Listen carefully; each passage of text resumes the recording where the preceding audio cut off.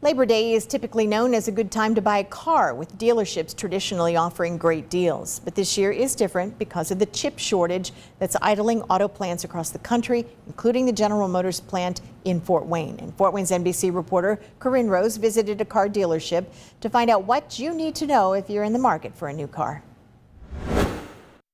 Normally we have 300 cars available, and now we usually have less than 100. O'Daniel Jeep sales manager Craig Ruskop says that limited inventory has been going on since the beginning of the coronavirus pandemic, when the international semiconductor chip shortage began. One of the plants burnt down, and just like everybody, nobody knew what was going to happen, so they slowed everything down, and then nothing slowed down.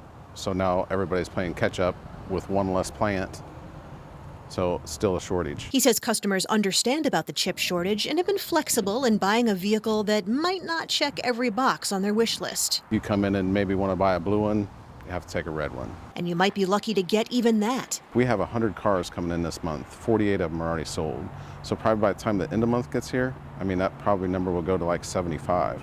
So 75 out of 100 cars that come in this month are already pre-sold. He says even though inventory is low for new and used cars, and even though manufacturers might not be offering as many rebates on new vehicles, you could end up getting a good deal anyway. If you have a used car to trade, you're going to get a high value for that on a used car, so it's kind of even. So it's actually a better value to buy a new car right now. As a sales manager, he says it's exasperating not to be able to get customers exactly what they want. It's the most frustrating thing, because any time before, we can get you whatever you want. Whatever color, whatever options, we get it. Maybe have it here for you in a day.